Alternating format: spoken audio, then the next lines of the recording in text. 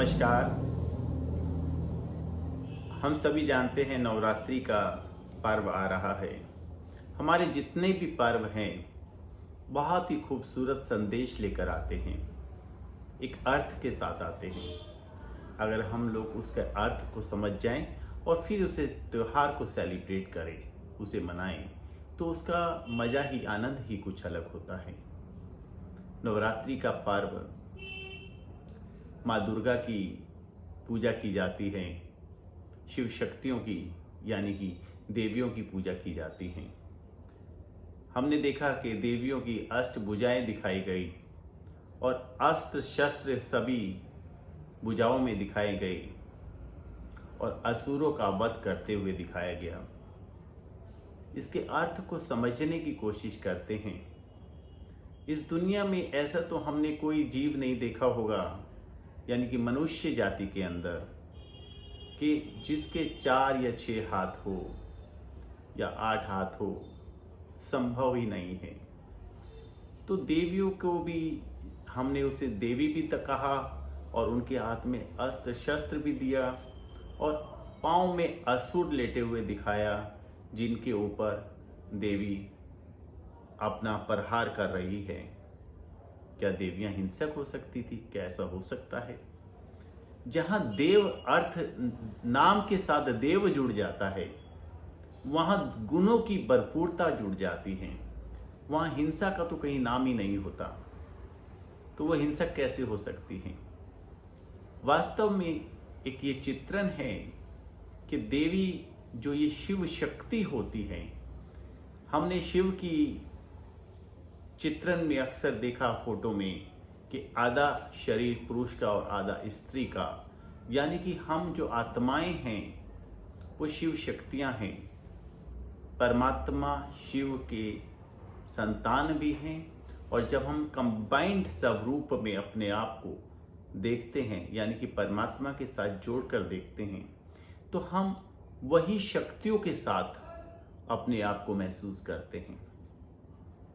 तो ये हम आत्माओं का स्वरूप है कि हम आत्माएं परमात्मा शिव की शिव शक्तियां हैं। और ये जो देवी के हाथ में अस्त्र शस्त्र दिखाए गए हैं, यानी कि जो देवी है, जो ये शक्तियां हैं, ये गुणों से भरपूर है और इनके अंदर इतनी शक्ति है कि ये हर विकार, असुर यानी कि विकार यानी कि बुराइयां, उनको सहज अपने से दूर करने में सक्षम होती है। इसीलिए वो अस्त्र और शस्त्र दिखाए गए हैं। नवरात्रि हम लोग बनाते हैं, 9 दिन व्रत करते हैं।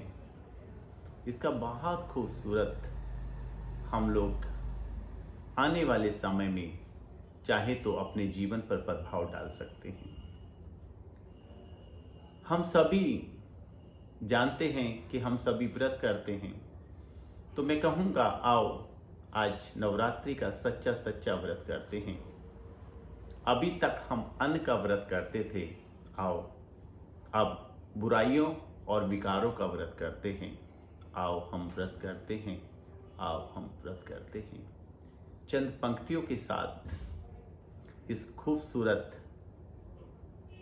त्योहार को मैं आप लोगों के सामने रखना चाहूँगा और आप लोग, मैं आशा करूँगा ये पंक्तियाँ आपको खूबसूरत लगेगी। नवरात्रि माँ दुर्गा की अष्ट शक्तियों का आह्वान है। माँ की असुरों पर हिंसा, विकारों की हत्या की पहचान है। माँ करती शेर सवारी, माँ करती शेर सवारी, जो शक्ति की पहचान है।